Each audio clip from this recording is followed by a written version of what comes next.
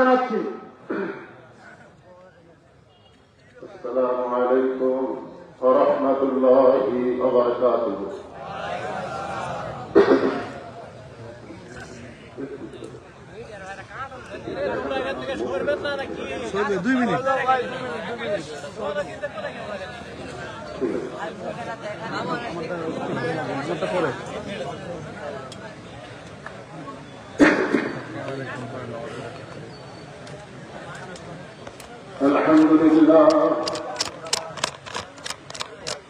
الحمد لله نحمده ونستعينه ونستغفره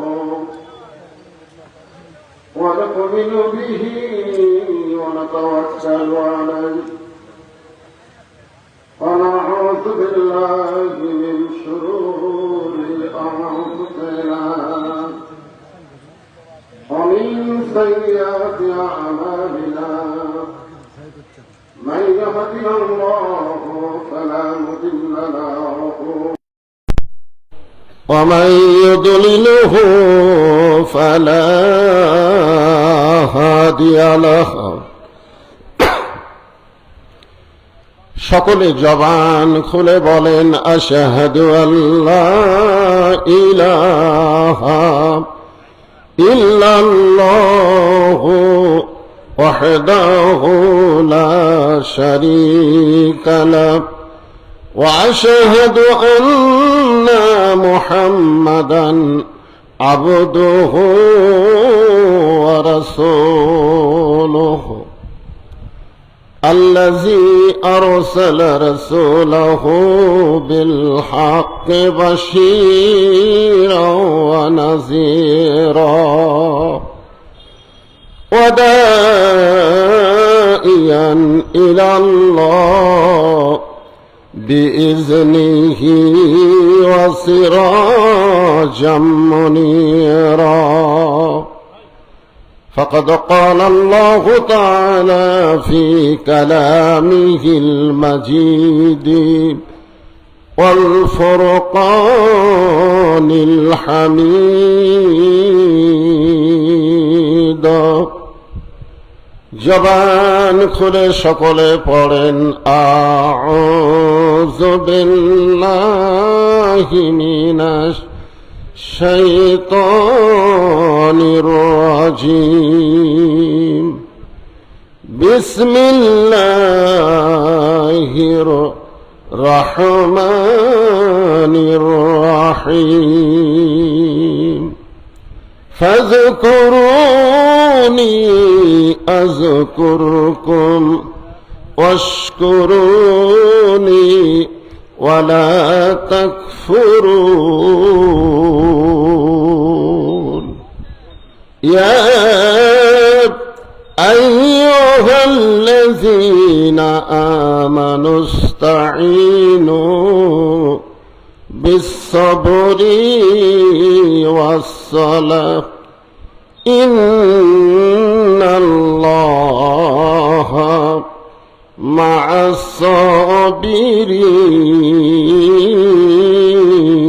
الصابرين. إن الله وملائكته يصلون على النبي يا أيها الذين آمنوا صلوا عليه وسلموا تسليما. اللهم صل على محمد وعلى آل محمد كما صليت على إبراهيم وعلى آل إبراهيم إنك حميد مجيد. اللهم بارك على محمد وعلى آل محمد كما باركت على إبراهيم وعلى آل إبراهيم إنك حميد مجيد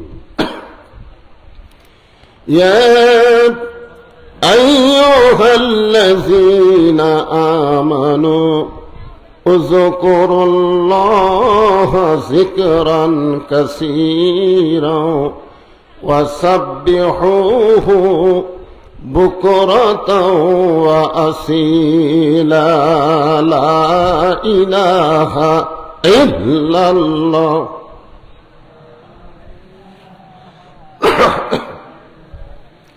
সবাই আল্লাহর জিকির করতে একটু জবান খোলেন। আল্লাহ জবান দিয়েছে তো, একটু জবান খুলে জিকির করেন। লা ইলাহা ইল্লাল্লাহ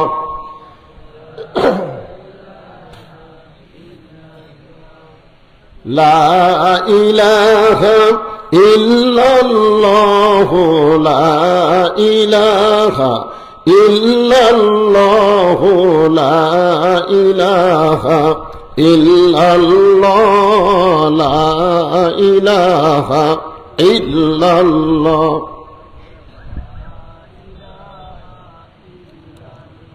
লা ইলাহা ইল্লাল্লাহ মুহাম্মাদুর রাসূলুল্লাহ। রাসূলের মহব্বতে সকলে বলি সাল্লাল্লাহু আলাইহি ওয়াসাল্লাম।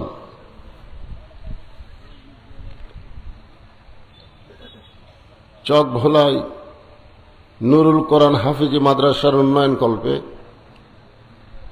আজকের এই তাফসীরুল কোরআন মাহফিলের সম্মানিত সভাপতি মোহাম্মদ আব্দুর রাকিব, আজকের এই মাহফিলের সম্মানিত সভাপতিকে অন্তরের অন্তঃস্থল থেকে আমি শুভেচ্ছা জ্ঞাপন করছি।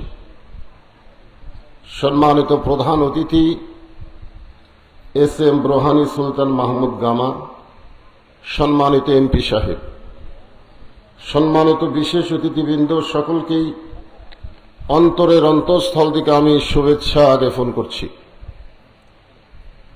এই মুহূর্তে আমার সামনে যারা বসে আছেন, অত্যন্ত গরমের ভিতরে খুব কষ্ট করে এত রাত পর্যন্ত যেনারা বসে আছেন, যেনাদেরকে আল্লাহ দয়া করে রহম করে জান্নাতের বাগানে কবুল করেছেন, আমি আমার অন্তরের অন্তঃস্থল থেকে আপনাদের সবাইকে শুভেচ্ছা জ্ঞাপন করছি। সম্মানিতা মা বোনেরা, পর্দার অন্তরালে বসে বসে যারা আলোচনা শুনতেছেন, তাদেরকেও শ্রদ্ধা জ্ঞাপন করে এই মুহূর্তে আমি জানতে চাচ্ছি আপনারা সকলে কেমন আছেন। যে আমি গত 2 দিন হলে শারীরিকভাবে একটু অসুস্থ, তারপরে আল্লাহ পাক আপনাদের সামনে আমাকে আসার মতন তৌফিক দিয়েছেন। যে আল্লাহ তাআলা শারীরিক সুস্থতা সহকারে মানসিক প্রশান্তির জন্য এই কঠিন গরমে জান্নাতের বাগানে আমাদের কবুল করলেন, আমরা খুশি না বেজার? তাহলে জবান খুলে সমস্বরে সকলে বলবো রব্বানা লাকাল হামদ হামদান কাসীরান তাইয়িবান মুবারাকান ফীহি। আমি এখানে এসেছি এশার নামাজের অনেক আগে, কিন্তু উঠতে উঠতে রাত অনেক বেশি হয়ে গেছে। একে তো গরম, তারপর আবার রাত বেশি।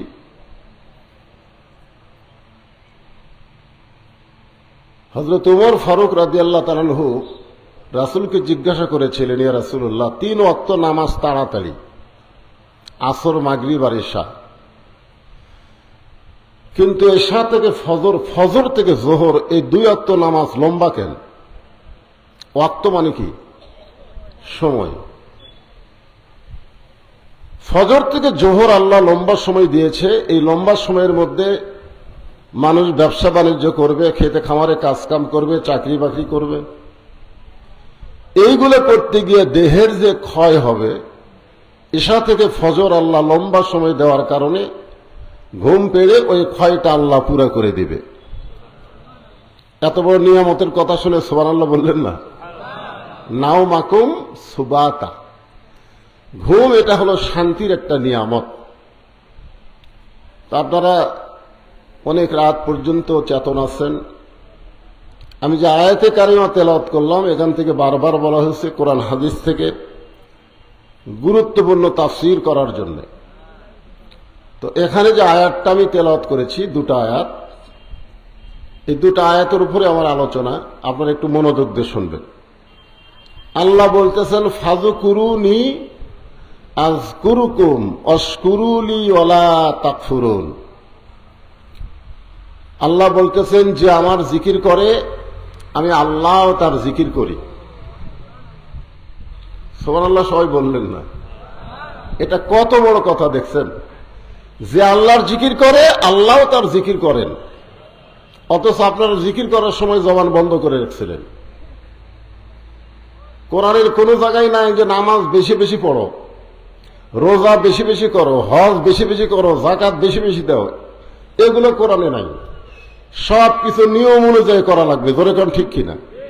কিন্তু আল্লাহ কোরআনে বললেন যিকরান কাসীরা, বেশি বেশি করে জিকির করো।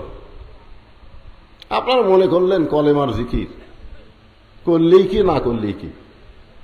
এর আগে কয়েকদিন আগে পাশেই তো আমি বলে দিয়েছি, যে ব্যক্তি সারা জীবন পাপ করে কিন্তু মৃত্যুর সময় জবানে যদি জিকিরটা জারি রাখতে পারে, শুধুমাত্র জিকির করে মরে যাওয়ার কারণে আল্লাহ তার জীবনের সব গুনাহ মাফ করে দেয়।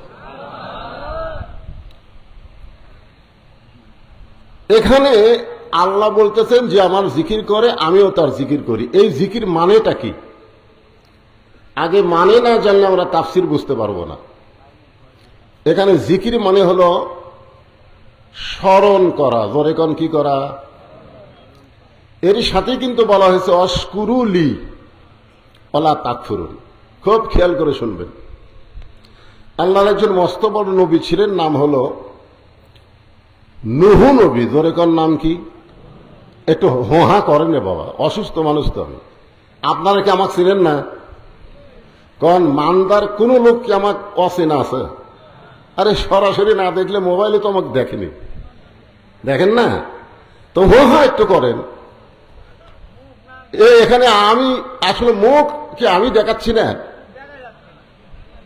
আরে আরো উপরে তুলবার চাইছিল। এটা দেখেন আমি কোথায়, মুখ কোথায়, এটা আছে কোথায়, মাইক কোথায় আর আমার মুখ কোথায়? দেখছেন মুখ কোন জায়গায় আর মাইক কোন জায়গায়? এটা আরো উপর তুলবার চাচ্ছে আমি, বলে আমার কেউ দেখতে পাবে না। এটা যত উপরে তুলব দেখা যাবে?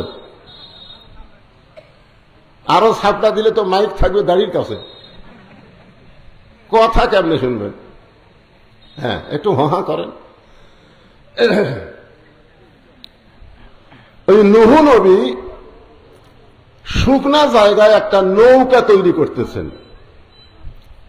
জোরে বলেন, পৃথিবীতে সর্বপ্রথম যে যানবাহন তৈরি হয়েছে তার নাম কি? আরো জোরে, জোরসে বলুন। জোর হলো না, আরো জোরে।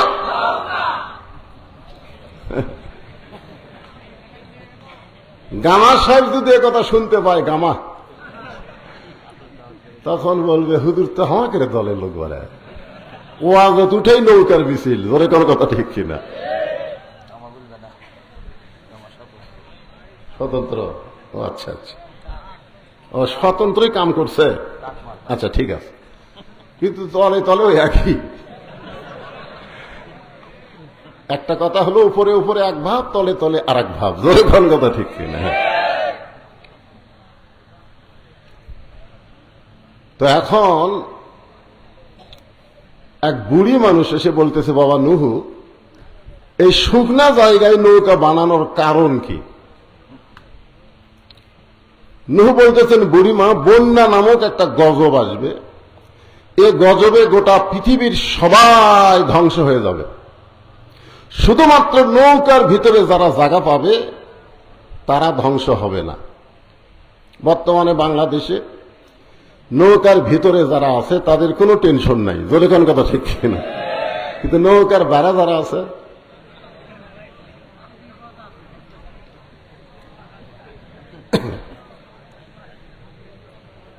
বুড়ি বলতেছেন, বাবা নূহ, এই ছোট্ট নৌকায় সবাই যদি উঠতে চায় বাঁচার জন্য, এই নৌকা কি জায়গা হবে?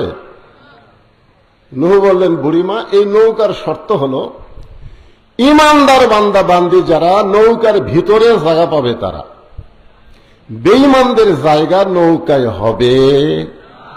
তার মানে বোঝা গেল নূহ নবীর নৌকা আর বর্তমানে নৌকা এক না। এক এক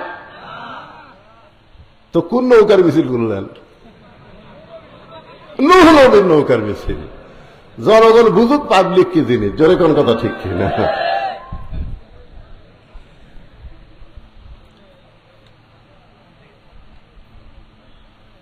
ইমানদার বান্দা বান্দি যারা নৌকার ভিতরে জায়গা পাবে তারা।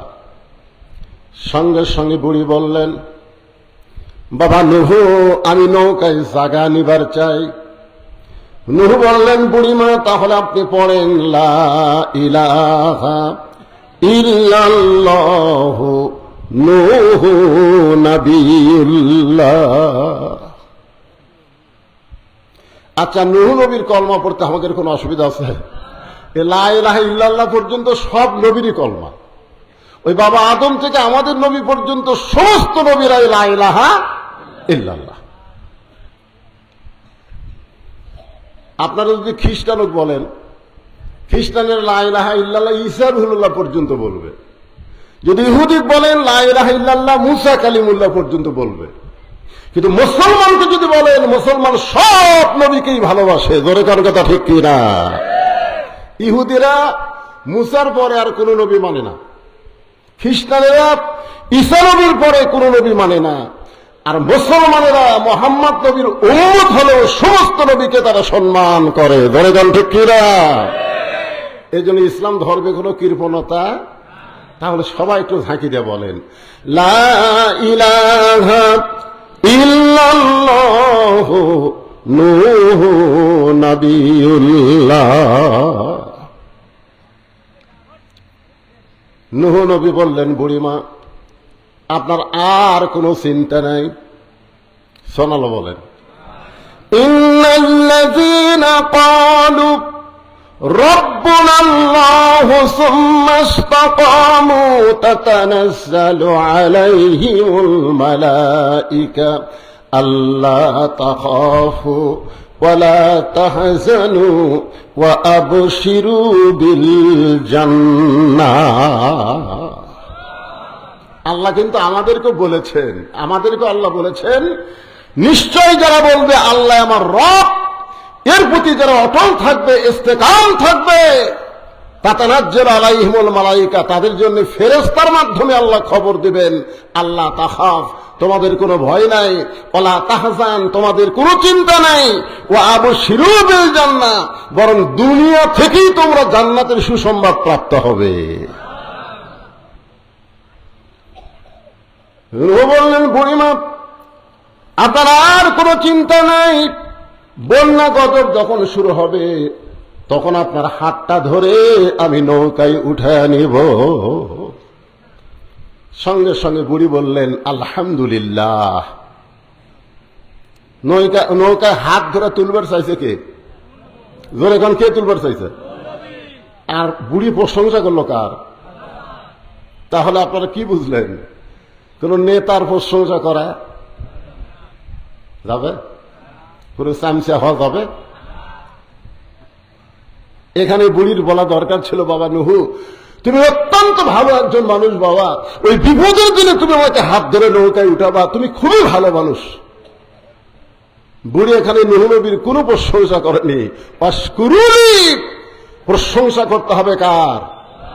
আল্লাহ ছাড়া অন্য কারো প্রশংসা করা যাবে? অন্য কারো করলেই ওয়ালা তাকফুরুন।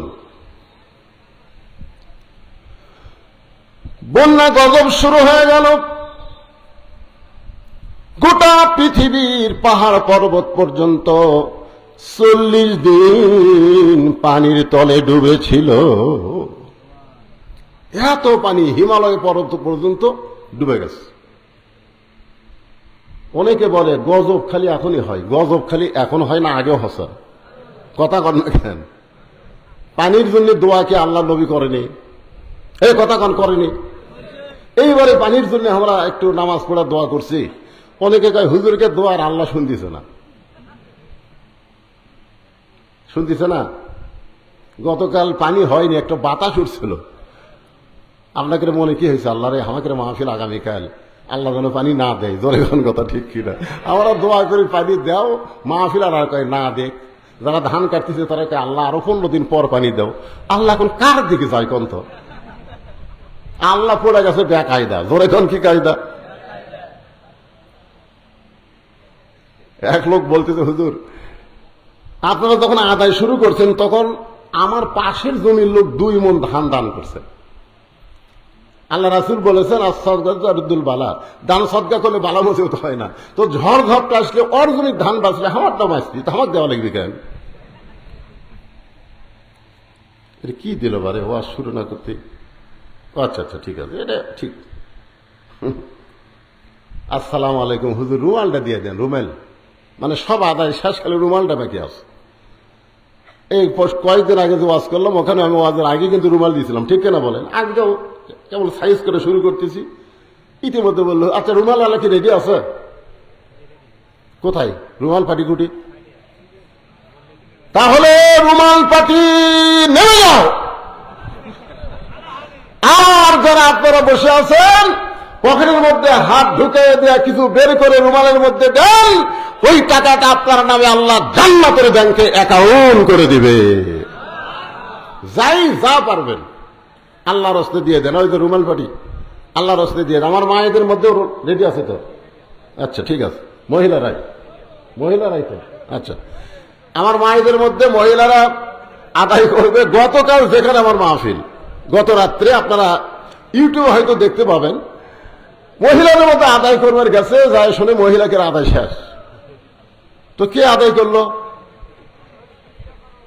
মানে কমিটির লোক যাওয়ার আগে কমিটি যারা গাঁজাখোর, হিরোইনখোর, ইয়াবাখোর, ওরা আদায় করে লিয়ে আউট। গত রাতের মাহফিল।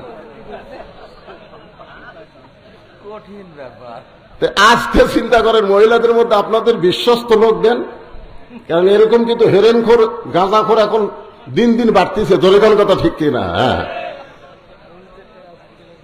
মসজিদ মাদ্রাসা চোরের কাছে বলে, আর মসজিদ মাদ্রাসা কত নেতা চোর হয়ে মাদ্রাসার টাকা মারা খাচ্ছে। জোরেগান কথা ঠিক কিনা? 4 টন গম টিয়ার দিবার কাছে তুলবার যায় কয় 80,000 টাকা ঘুষ দিয়ে, তারপরে কিসের টাকা কয় মসজিদের। যাক, আপনারা গামছার মধ্যে যে যা পারেন দেন, একটু জিকির করেন। লা ইলাহা ইল্লাল্লাহ, লা ইলাহা ইল্লাল্লাহ, লা ইলাহা, লা ইলাহা ইল্লাল্লাহ মুহাম্মাদুর রাসূলুল্লাহ সাল্লাল্লাহু আলাইহি ওয়াসাল্লাম। তো আমার পাশে চেয়ারম্যান সাহেব বসে আছেন, উনি তার গামছার মধ্যে দিবার পারলেন না। গামছা মনে হয় টেজের উপরে আসবি না।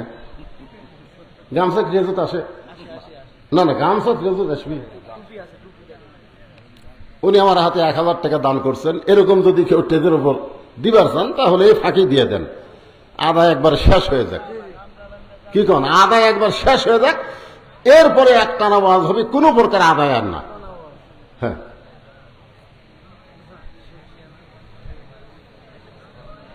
এই যে মাশাআল্লাহ একজন আর 100 টাকা দান করছে। আল্লাহ দানকে কবুল করেন। আল্লাহ, এত বড় গামছা কেনার, গামছা না কি ধরছে রে এরা?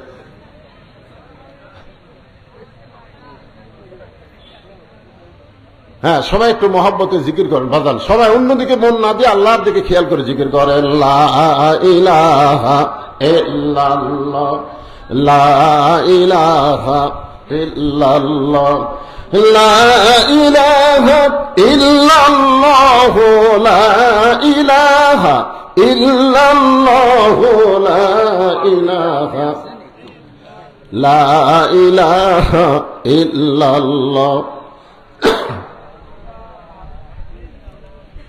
চাঁদ সূরজ আর গ্রহ তারা আল্লাহ নামের পাগল পারা, চাঁদ সূরজ আর গ্রহ তারা আল্লাহ নামের পাগল পারা। আমার আল্লাহ নামের এতই দয়া, আল্লাহ নামের এতই মায়া, লুকিয়ে রাখছেন হে আল্লাহ লা ইলাহা ইল্লাল্লাহ লা ইলাহা লা ইলাহা ইল্লাল্লাহ মুহাম্মাদুর রাসূলুল্লাহ সাল্লাল্লাহু আলাইহি ওয়াসাল্লাম। পৃথিবীর সমস্ত পাহাড় পর্বত একাধারে 40 দিন পর্যন্ত পানির নিচে, 40 দিন পর পানি যখন নিচে নেমে গেল, আস্তে আস্তে পানি শুকে যাচ্ছে। নূহ নবীর নৌকা যদি পর্বতে এসে ভিড়ে গেল। আল্লাহ ডাকতে বলে, নূহ খবর কি? নূহ বলতেছে আলহামদুলিল্লাহ। আল্লাহ কয় নূহ খবর কি? নূহ বলতেছে কি? আলহামদুলিল্লাহ। আল্লাহ বলে নূহ কি খবর? নূহ বলতেছে আল্লাহ নৌকার ভিতরে যারা জীবিত আছে তারা, আর নৌকার বাহিরে যারা ধ্বংস হয়েছে তারা। আপনারা কি বুঝলেন? নৌকার ভিতরে যারা কি রক্ষা পাইছে তারা, নিরাপদ আছে তারা, নৌকার বাহিরে যারা ধ্বংস হয়েছে তারা। আল্লাহ ডাক দেবে নূহ রে, তাহলে এই বুড়িটার খবর কি? নূহ বলতেছে আল্লাহ আমার মনই নেই। এখন কি নাই? দেখছেন, কঠিন বিপদ যখন আসে তখন একটা নবী পর্যন্ত ভুলে যায়। আপনারা বলেন তো হাসরের ময়দানের বিপদ সহজ না কঠিন? তাহলে ওই বিপদে পীর সাহেব মুরিদ খেয়াল থবি? আপনার ওখান থবে? কতগুলা বলে না আমার কোনো টেনশন নাই, পীর ধরছি। নূহ নবী বলতেছে আল্লাহ আমার মনেই নাই। আল্লাহ বলে নূহ তাহলে বুড়ির খবর কি?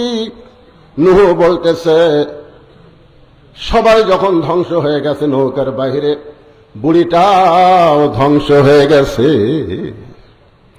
আল্লাহ বলে নূহ আজগুবি কোনো কথা বলা যাবে না, কথা বলতে গেলে তদন্ত করে কথা বলতে হবে। সুবহানাল্লাহ। আজগুবি, আমাদের বাংলাদেশে আমরা আজগুবি কথা বলি। আজগুবি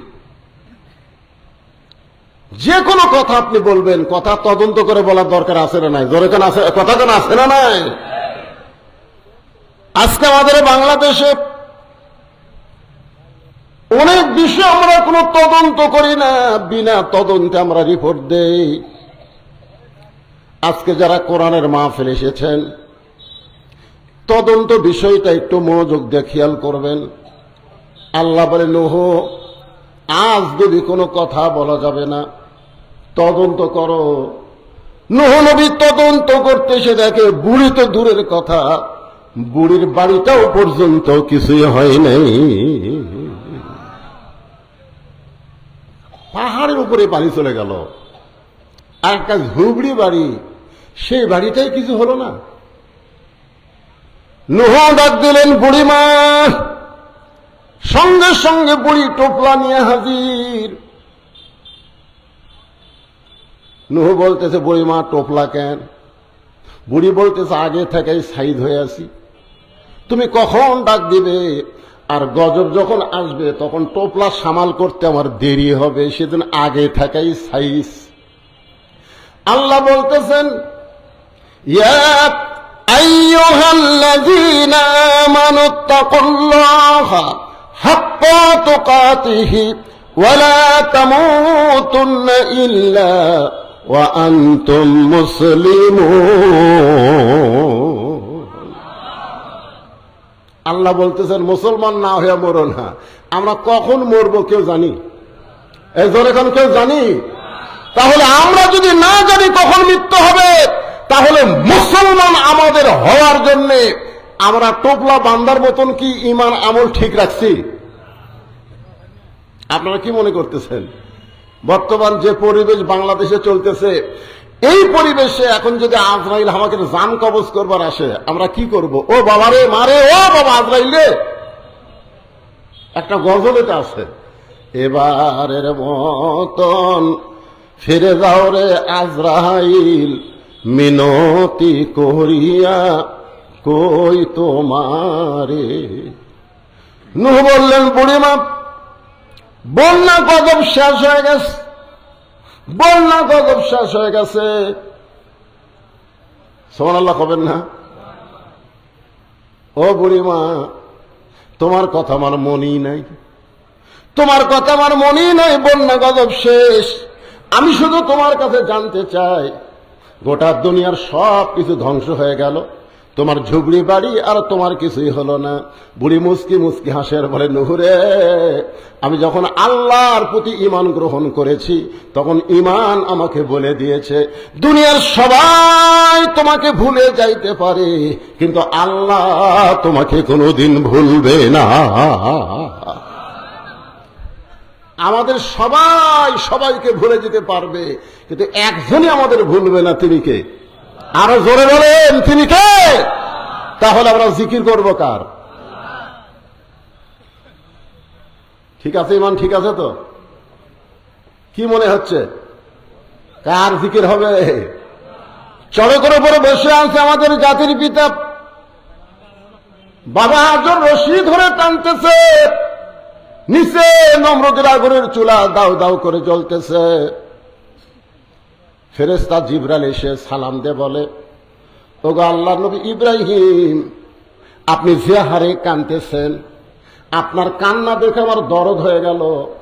আপনি যদি চান, আল্লাহ আমাকে 600 পাখা দান করছে। জোরে কোন কয়শো?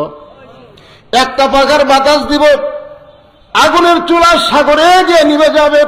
যদি আপনি চান, আপনার কান্না দেখে আমার দরদ হয়। ইব্রাহিম বলে, জিবরাইল, আমি একটা বারও নমরুদের আগুনের চুলার দিকে তাকাই নাই। তাহলে কাঁদতেছেন কেন?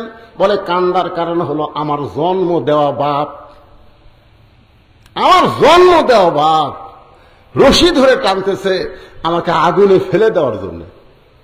সন্তান যখন বিপদে পড়ে, বাবা তখন সন্তানকে সাহায্য করে। যেরকম কথা ঠিক কিনা? আর ভাগ্যগুণ আমি এমন একটা বাবার সন্তান, যে বাবা আমাকে নমরুদের চুলের মধ্যে, আগুনের মধ্যে ফেলে দেওয়ার জন্য রশি টানতেছে। আপনারা বলেন তো, ইব্রাহিম নবীর বাবা মানুষটাকে ভালো না খারাপ? জোরে কেন, ভালো না খারাপ? আর আমাদের বাপ,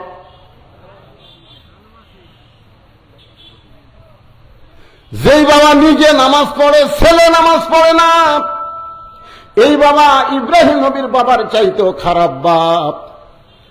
যে বাবা তার সন্তানকে একদম বাগদম প্রাইমারি ভর্তি করে দেয়, হাফেজি মাদ্রাসায় ভর্তি করে দেয় না, এই বাপ ইব্রাহিম নবীর বাপের চাইতেও খারাপ বাপ।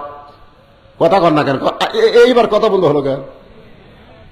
আপনি সত্যি করে বলেন তো, প্রাইমারি যদি আপনার সন্তানকে ভর্তি করে দেন, ওই সন্তান পাক হবে না নাপাক হবে? কে বলে পাক নাপাক? আপনারা বোঝেন না। কারণ পাক হবে না নাপাক হবে? আর এই হাফিজি মাদ্রাসায় যদি আপনার সন্তান ভর্তি করে দেন, ওই নাপাক হবে না পাক হবে? কারণ কি? কারণ হাফিজি মাদ্রাসায় যে শিক্ষা দেওয়া হয়, সেইটা ধরবার গেলেই পবিত্র হইয়া ধরা লাগবে। জোরে কোন কথা ঠিক? কথাটা আল্লাহ কোরআনে বলেছে, লা ইয়ামুসসুহু ইল্লাল মুতাহহারুন। ততক্ষণ পর্যন্ত তুমি পবিত্র না হবে, ততক্ষণ কোরআন স্পর্শই করতে পারবা না। যেই কোরআন ধরতে গেলে পবিত্র হতে হয়, সেই কোরআনের সমাজ যদি বাংলাদেশে চালু হয়, বাংলাদেশ কেমন দেশ হবে এটা বাংলার মুসলমান কল্পনাই করতে পারতেছে না। জোরে কোন কথা ঠিক কিনা? একবার যদি কল্পনায় আনতে পারত, তাহলে মানুষের তৈরি আইন এইটা গ্রহণ করত না। আল্লাহর কোরআন আইন বাস্তবায়ন করার জন্য নিজের জীবন আল্লাহ রাস্তায় কুরবানি দিয়ে দিতে। জোরে জোরে কথা ঠিক কিনা? কারণ আল্লাহ রাসূল বলেছেন, মান সাআলাল্লাহু তাআলা আশ-শাহাদাতি বিসিদকিন বাল্লাগাহুল্লাহু মানাজিলাশ শুহাদা আই মাতা আলা ফিরাশিহি। এই হাদিসের বাংলা অর্থ হলো, এই বাংলাদেশে কোরআনের আইন চালু হবে, কলেমার পতাকা পথ করে উড়বে, এই নিয়তে যারা ইসলামে আন্দোলন করে আল্লাহ রাস্তায় শাহাদাতের তামান্না নিয়ে চলে, আল্লাহ রাসূল বলেছেন, ওই মাতা আলা ফিরাশিহি, সে যদি নিজের বিছানায় মৃত্যুবরণ করে, বাল্লাগাহুল্লাহু মানাজিলাশ শুহাদা, হাসর ময়দানে আল্লাহ তাকে শহীদদের কাতারে দাঁড় করাইয়া দিবে। আপনারা বলেন তো, শহীদের কোনো হিসাব আছে? এ কথা কর নাই, শহীদের কোন হিসাব আছে? আর যারা আল্লাহ রাস্তায় শহীদ হয় তাদের মৃত্যুর কোনো যন্ত্রণা হয়? এই বাংলাদেশের কতকগুলা কোরআনের পাখিদেরকে ফাঁসি দেওয়া হলো, ফাঁসি দেওয়ার পরে আপনারা তাদেরকে দেখছেন? দেখেননি। মানুষ মরার সময় মুখ বেকা টেকা বহু কিছু করে মরে যায়, জোরে কোন কথা ঠিক কিনা? হ্যাঁ ভাইজান, একটু মনোযোগ দিয়ে কথাগুলো শুনবেন।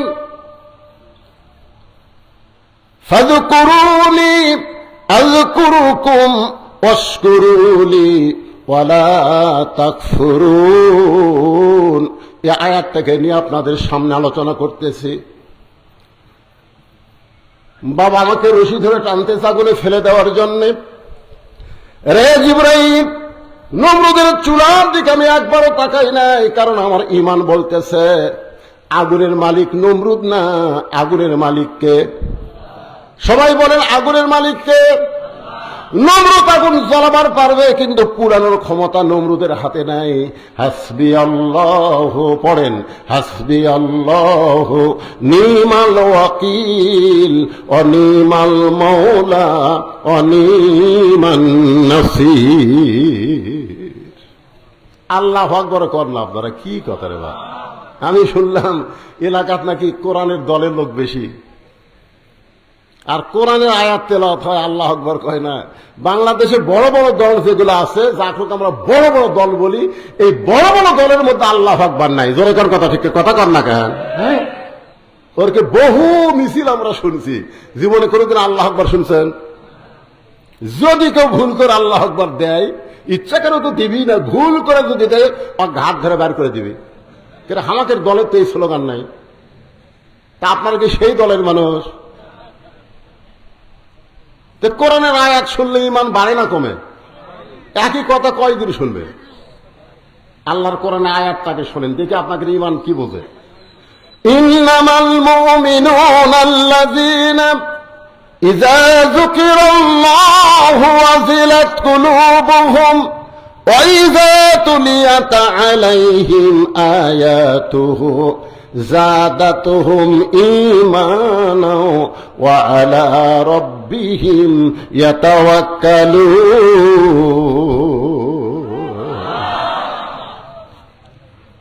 আল্লাহ কয়, ইব্রাহিম তোমার ঈমানের যে পাওয়ার, নমরুদের আগুনের সেই পাওয়ারই নেই।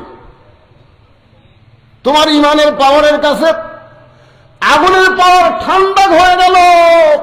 আমি আল্লাহ ঘোষণা করলাম, কুল্লা ইয়া নারু কুনি বারদান ওয়া সালামান আলা ইব্রাহিম। আগুনের চুলার উপরে ইব্রাহিম নবী স্মরণ করছে কাকে? জিকির করছে কার? আল্লাহকে। আসমানে ভুলে গেছে নাকি? আসমান থেকে আগুনকে শান্তিদায়ক বানায় দিল। আমরা সে আল্লাহর জিকির করব। এখন জিকির সম্পর্কে কোরআনে একটা আয়াত আপনাদের সামনে বলতেছি, দেখেন। আল্লাহ বলতেছেন, ইন্না নাহনু নাযালনা যিকরা ওয়া ইন্না লাহু লাহাফিজুন। এই আয়াতের মধ্যে কি বলা হচ্ছে? ইন্না নাহনু নাযালনা যিকরা। আপনারা বলেন তো এই আয়াতে জিকির মানে কি? হ্যাঁ, দুই একজন কনকে, বাদ বাকি লোক কি বোবা নাকি? বোবা। তাহলে প্রথম আয়াতে জিকির মানে স্মরণ, এই আয়াতে জিকির মানে কোরআন। তাহলে কোরআনকে আল্লাহ জিকির হিসাবে নাজিল করেছে। এই কোরআন হেফাজতের দায়িত্ব দুনিয়ার কোনো মানুষের হাতে রাখে নাই। কোরআন হেফাজতের দায়িত্ব কার? আল্লাহ যদি ঠান্ডা বাতাস দেয়, আপনাদের কোনো অসুবিধা থেকে ভাইরা? আমি তো বৈশাখ মাসের মাহফিলে আমি বলে দিই, এই যে উপরে যে কাপড় টাঙ্গাইনি, এই যে কাপড়, আমি এই সপ্তাহে যে কয়টা মাহফিল করছি, খালি আজগারদার উপর কাপড় দেখতেছি। বক্তা বসে থাকবে, এরই থাকবে কাপড়, আর এই জায়গায় খালি লাঠি পুতবি আর আলোর বাতি দিবি। সামান্য বাতাস ওটা কাপড় দিতেছে। এখন এরা করবে, হাঁ করে এই টাকা দাও, মাঝে সাথে আদায়ের টাকা ওরকম দিতে শেষ। কারণ বৈশাখ মাসের বাতাস তো আক্কেল নাই, জোরে কোনো কথা ঠিক কিনা? ভিতরে ঘুরবি, পাঙা দিয়ে তুলে যায়। বাতাস হোক, যে আবহাওয়া গরম আবহাওয়া হয়েছে, একটু বাতাস হোক। আপনার উপর দিক না তাকায়া এই কালো মানুষের দিকে একটু তাকায় থাকেন। অসুস্থতা নিয়ে আলোচনা করতে যে ভাইজান, একটু মনোযোগ দিয়ে শুনবেন। তাহলে এখানে জিকির মানে কি? ইন্না, আরেকবার কই, আয়াতটা কই তাহলে বুঝতে পারবেন। ইন্না নাহনু নাযালনা যিকরা ওয়া ইন্না লাহু লাহাফিজুন। এখানে জিকির মানে আপনার সবাই এক বাক্যে বলেন কোরআন, জোরে বলেন। এই কোরআন হেফাজতের দায়িত্ব কার? পৃথিবীর সমস্ত মানুষ যদি কোরআনের বিরুদ্ধে লাগে, আল্লাহ বলেছেন ইউরিদুনা লিউতফিউ নূরাল্লাহি বিআফওয়াহিহিম ওয়াল্লাহু মুতিম্মু নূরিহি ওয়ালাউ কারিহাল কাফিরুন। বাংলাদেশের সমস্ত মানুষ মুসলমান হয়েও যদি কোরআনের আইন না চায়, আল্লাহর কোনো ক্ষতি হবে না। ধরে কোন কথা ঠিক কিনা? আল্লাহর কোনো ক্ষতি হবে? কোনো ক্ষতি নেই। করেন না কেন? শয়তানের দল করেন, কি হবে? আল্লাহর কি হবে রে? আর আল্লাহর দল করলে আপনাদের কি হবে? কি লাভ হবে? সে লাভটা জানা লাগবে না? হ্যাঁ, খালি দল করেন, নামাজ পড়েন, রোজা করেন, বামপন্থী দল করেন, আর মসজিদে ঢোকেন ডান পায়ে, সিটারি করেন।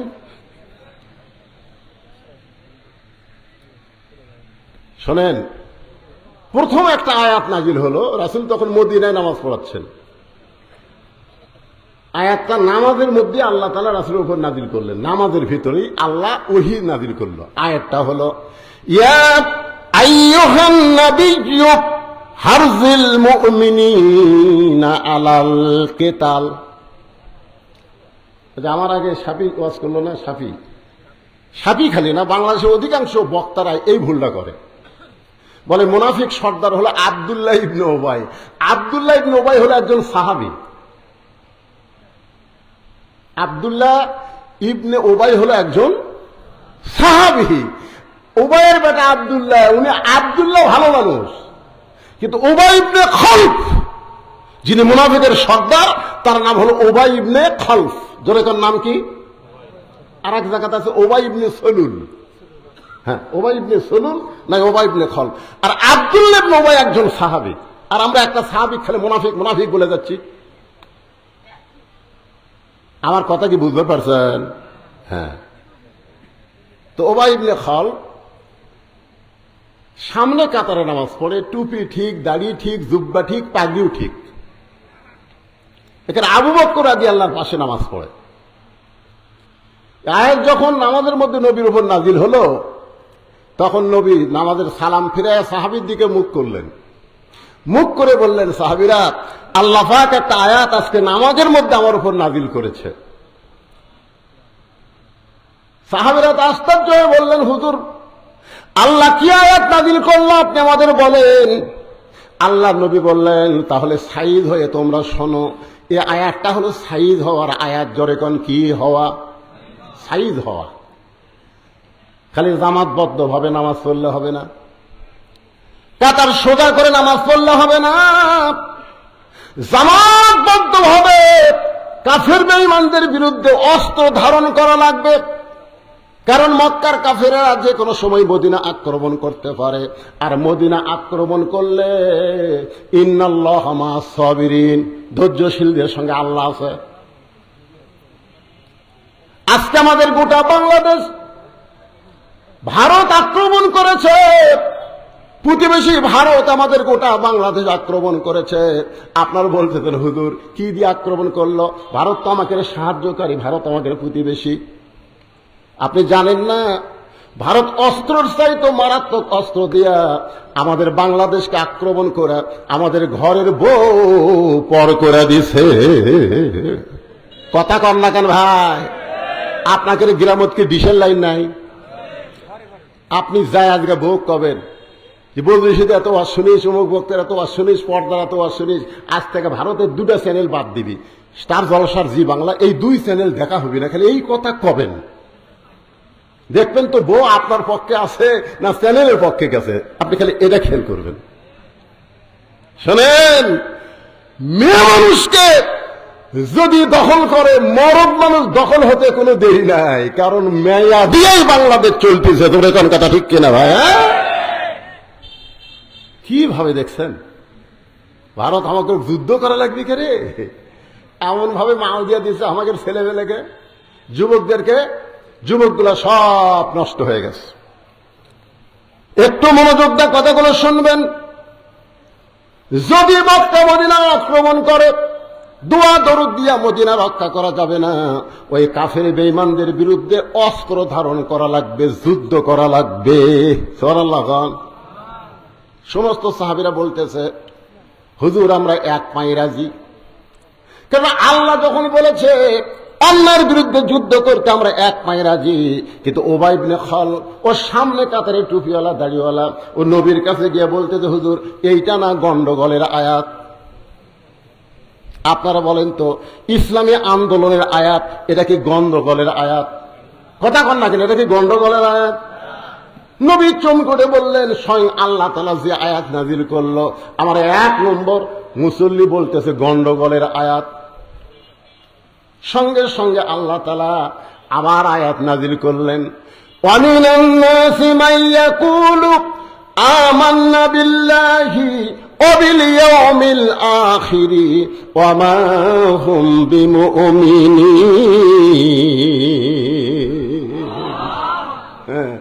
মানুষের মধ্যে অনেক টুপিওয়ালা, দাড়িওয়ালা, জুব্বাওয়ালা, নামাজিওয়ালা থাকবে, আল্লাহ বিশ্বাস করবে, আখিরাত বিশ্বাস করবে। আল্লাহ বলেছে ওরা মুমিনই না, ওরা মুমিন নয়, ওরা হলো মুনাফিক। বাংলাদেশে আল্লাহর কোরআন দিয়ে চলুক, এই নিয়ত যদি কারো অন্তরে না থাকে, ওর একটা ইবাদত আল্লাহর দরবারে কবুল হবে না। জোরে কোন কথা ঠিক কি না? আপনারা বলেন তো, যতগুলা শায়েখ আমাদের বাংলাদেশে আছে, এই শায়েখের মধ্যে কোন আন্দোলন আছে? এ কথা বল না কেন আছে? আমি তো মনে করি এই শায়েখেরা হয়তো শয়তানের কাছ থেকে কিছু পায়। একটা শালা ওই ইসলামী আন্দোলনের একটা কথাও কয় না। তোরে কথা কর না কেন ভাই?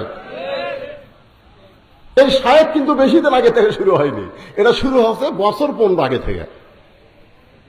আগে মাওলানা ছিল, হযরত মাওলানা ছিল, হঠাৎ এই শায়েখ, এক শায়েখ এক কথা বলছে, আর এক তাহেরি সেটা লেগে গেছে।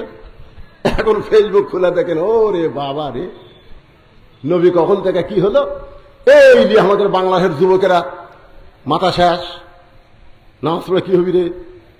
তাহেরি একটা কয়, আহমদুল্লাহ একটা কয়, ফের তোকে নামাজ পড়ে কি হবে, এই কথা তো কে বলো না, হুজুর আর ঠিক নাই। কি তুমি যত বড় আলেম হও, তোমার জবান দিয়ে যদি ইসলামী আন্দোলনের কথা না আসে, বাতিলের বিরুদ্ধে হকের পক্ষে কথা না আসে, তোমার একটা আমল আল্লাহর দরবারে কবুল হবে না। জোরে কোন কথা ঠিক না? ডাইরেক্ট যদি বলবার না পারো, আল্লাহ বলেছেন উদউ ইলা সাবিলি রাব্বিকা বিল হিকমা, বদরুদের মতন হিকমতের সাথে কও। জোরে কোন ঠিক না? আমি কি ডাইরেক্ট কই? আমি অ্যাঙ্গেলে মারি, তাই বলে কি হক কথা বলা লাগবে না? সবাই আমার সঙ্গে পড়েন, কুল জাল হক, পড়েন, কুল জাল হক ওয়া যাহাকাল বাতিল ইন্নাল বাতিলা কানা যাহুকা। তাহলে কোরআন হেফাজতের দায়িত্ব কার?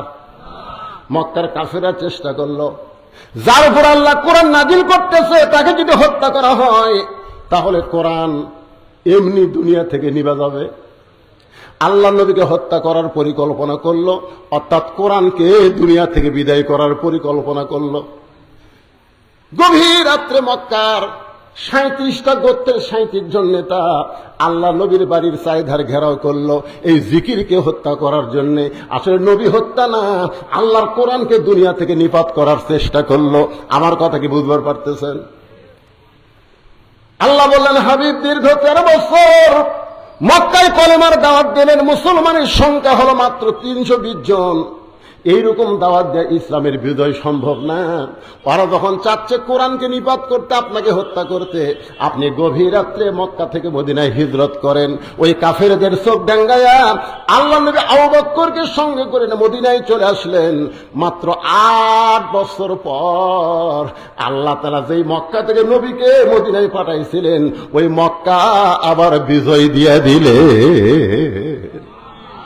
সবাই পড়েন আমার সঙ্গে, ইজা জা আনাসরুল্লাহি ওয়াল ফাতহু ওয়া রাআইতান নাসা ইয়াদখুলুনা ফি দীনিল্লাহি আফওয়াজা ফাসাব্বিহ বিহামদি রাব্বিকা ওয়াস্তাগফির ইন্নাহু কানা তাওয়াবা। এখন আপনাদের কাছে আমার একটা প্রশ্ন, সে প্রশ্নটা হলো, আপনারা বলেন তো, মক্কায় রাসূল কত বছর কলেমার দাওয়াত দিছে? আচ্ছা, আপনারা কি আমার কথা বুঝবার পারতেছেন না, না রাগ করে উত্তর দিচ্ছেন না? কোনটা কথা কন না, কথাগুলি তো সব। 13 বছর দাওয়াত দিয়ে মুসলমানের সংখ্যা হলো মাত্র 320 জন। তার মধ্যে 17 জনকে ওরা মারাই পিটাই মারিছে। 320 জনের মধ্যে কয়জন মারছে? 17 জনকে ওরা পিটাই মারিছে পারে। তাহলে 13 বছরের আয় হলো 303 জন। এই 303টা আয় নিয়ে নবী হিজরত করলেন মদিনায়। মদিনায় 8 বছরে 10,000 সাহাবী নিয়ে মক্কা বিজয় হয়ে গেল। তাহলে 13 বছরে 320 জন আর 8 বছরে 10,000। কোন ইসলাম? মক্কার ইসলাম না মদিনার ইসলাম? কোনটা চান আপনারা? কথা কয় না। মক্কার ইসলাম খালি পিটন খাওয়া, আর মদিনার ইসলাম খালি পিটন খাওয়া না, মারবো। হ্যাঁ, আজকে বাংলাদেশে মক্কার ইসলাম চলতেছে খালি পিটন খাওয়ারটা। ধরে কোনো কথা ঠিক না? পিটন দেওয়ার ইসলাম নাই ভাই রে। যারা ইসলামে আন্দোলন করতেছে তারাও হিকমত অবলম্বন করতেছে। এই যে সামনে নির্বাচন, একজনও যায়নি। হিকমত করতে করতে আমি এক ওয়াজে বলি, চোর এসে চুরি করতেছে আর ওই হিকমত অবলম্বন করছে, ইন্নাল্লাহা মা'আস সাবিরিন, ধৈর্যশীলদের সঙ্গে আল্লাহ আছে। এই কয়ে ধৈর্য ধারণ করতেছে, এদিকে চোর সব নিয়ে চলে গেছে। ওই হিকমতে আছে, ওই হিকমতে আছে।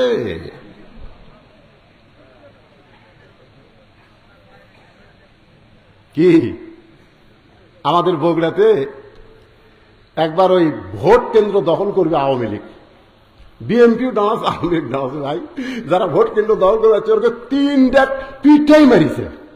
এই মারা মাত্র 1 জায়গাত মরিছে, সঙ্গে সঙ্গে গোটা কাহারগঞ্জ দেখলাম আর কোনো গ্যাঞ্জাম নাই।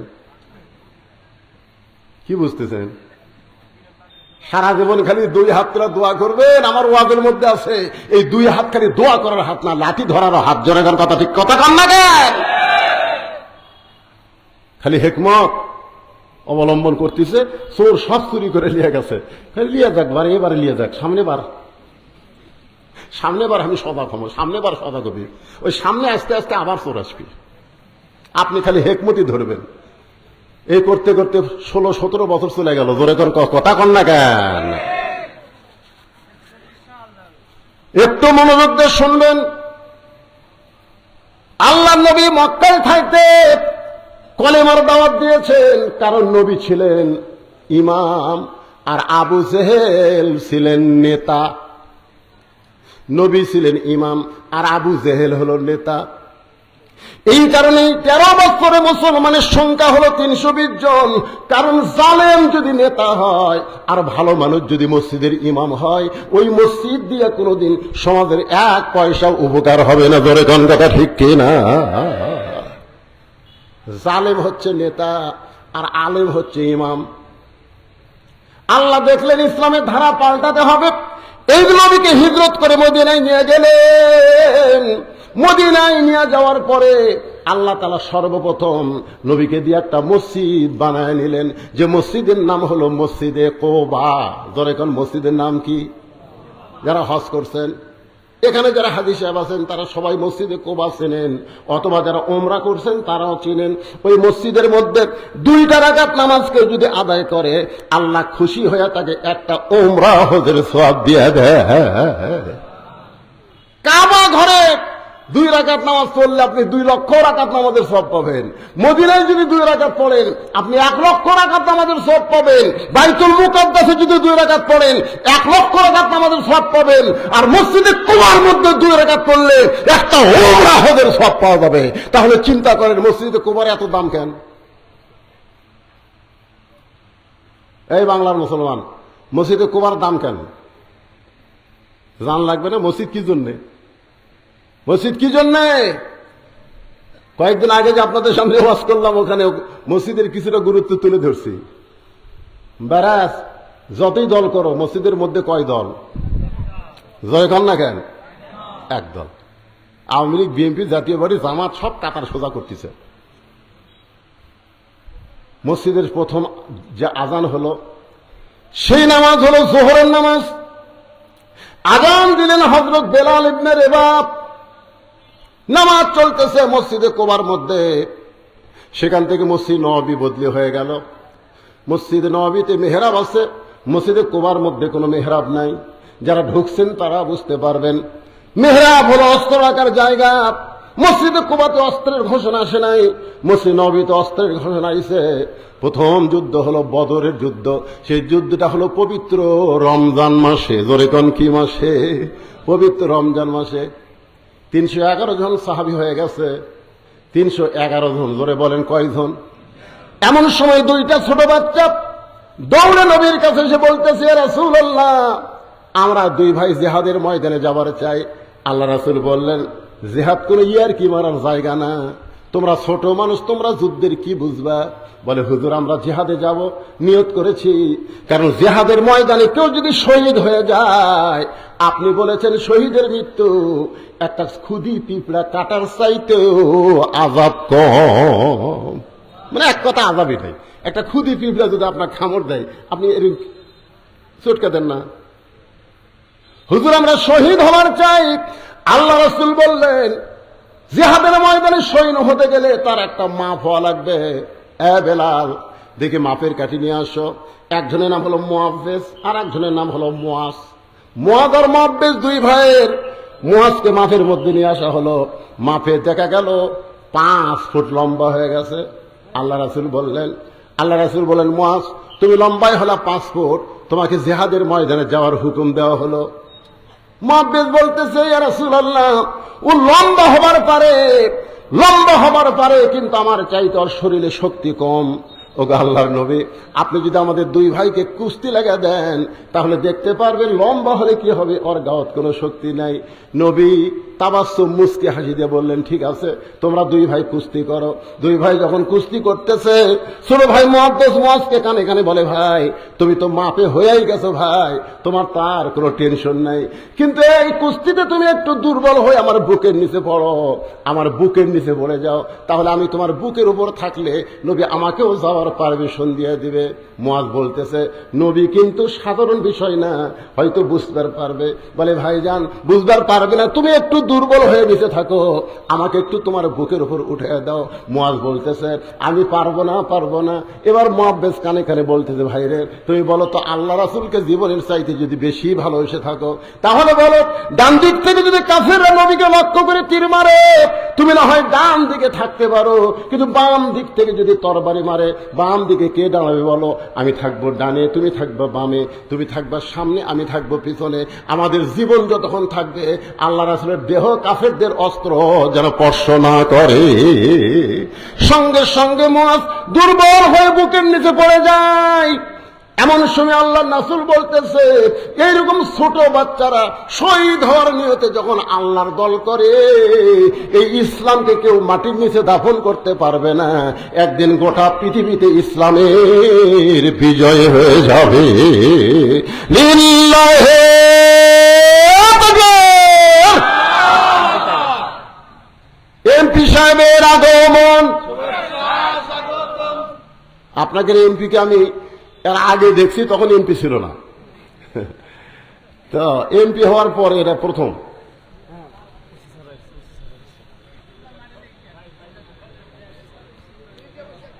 মান্দা থানার অফিসার ইনচার্জ সাহেবের আগমন। সবাই বলেন শুভেচ্ছা, স্বাগতম। আরে ভাই, এখন আসুন, উপর আসেন। না, এমনি অনেক রাত হয়ে গেছে, আসেন।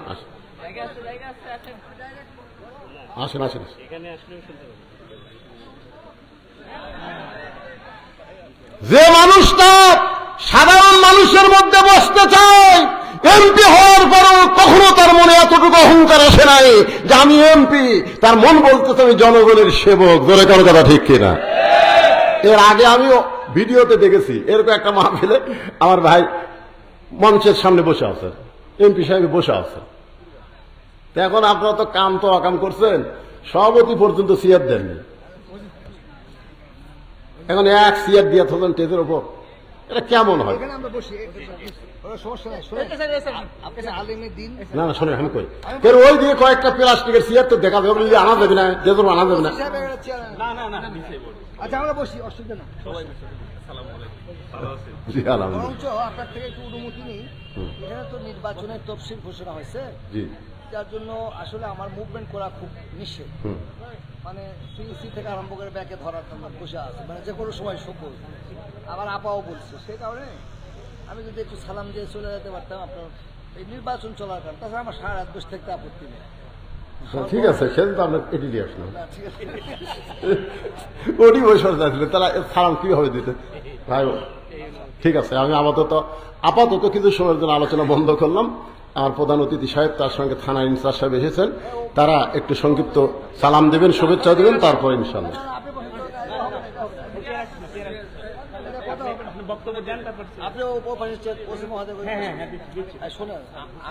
আমরা জনগণের ব্যাপার উনি একটা দেয়, আমি বলছি বসেন, আমি কথা বলবো না, খারাপ লাগবে না, নাহলে তাহলে আপনি নিচে যায় বসেন। না না না না, এটা হবে না, এটা হবে না, এটা হয়। ওরা তো গভর্নমেন্টের প্রতিনিধি, আমি হচ্ছে আপনাদের প্রতিনিধি, আমি আপনাদের সাথে থাকবো। ওনার বসায় থাকা মানে শেখ হাসিনা আমরা তো অনুরোধ করতেই আছি স্যার। নিজের থেকে যাবো। বিসমিল্লাহির রহমানির রহিম। আজকে এই পবিত্র মাহফিলের সম্মানিত সভাপতি, উপস্থিত সহসভাপতিবৃন্দ, আলিম দিনগণ, শ্রদ্ধাভাজন মুরব্বীগণ, সমবয়সী যুবক ভাইরা, স্নেহের কোটি কাছেরা, কর্তারা, দোয়ার কোটি আমার মা ভগ্নীগণ। আর বিশেষ করে এখানে উপস্থিত আছেন, আপনারা জানেন মালদা, আমরা এই কথা বলতে বাধ্য হচ্ছি, আমরা যখন কোনো বেকায়দায় করি অনেক সময় আল্লাহ তাআলা কিন্তু খারাপ করবে, ঠিক না? এটা যেহেতু আল্লাহর উপর সবচেয়ে বিশ্বাস করা দরকার। তো সেই পশ্চিম মহাজায় গভীর রাত্রে আপনাদের সঙ্গে দেখা করতে এসেছি, সাথে আরো আমার পুলিশ অফিসার ভাইরা এসেছেন। এখানে আমার এই এলাকার স্নেহের নেতৃবৃন্দের মধ্যে জাহিদুল আছে, জাহিদুল আছে, মাস্টার আফরাল আছে, উজ্জ্বল আছে, আমি ঘুরতে গেলে অনেক। কাশিম ভাই একটা কথা ছিল, আজকে কি আচ্ছা চলে গেছে। এখন ব্যাপার হচ্ছে যে আজকে যিনি এখানে আপনারা যাকে ঘিরে আসছেন তিনি কিন্তু আমাদের প্রধান, ইনি কিন্তু আসলে প্রধান অতিথি আছে, ঠিক না? উনি বিখ্যাত একজন আলেমে দ্বীন এবং উনি কিন্তু বাংলাদেশের বিখ্যাতি সম্পন্ন তাফসীর কোরআন মাহফিলের একজন আলোচক। এবং এইটা আমরা যারা জেনে রাখা পড়া জানি সবাই, আমরা ডাক্তার সলিমুল্লাহ নাম শুনেছি, ডক্টর সলিমুল্লাহ, উনি কিন্তু সচিবদের ইঞ্জিনিয়ার। সেখানে উনি বলেছেন যারা তাফসীর করে কোরআনে তারা সেটা জানে ঢাকা ইউনিভার্সিটি, রাজশাহী ইউনিভার্সিটি প্রফেসররা ভিসিটাও জানে না। তাহলে মূলত তাকে খেয়ে কিন্তু আমরা এখানে সভাপতি হচ্ছি, ঠিক না? এখন আপনাদের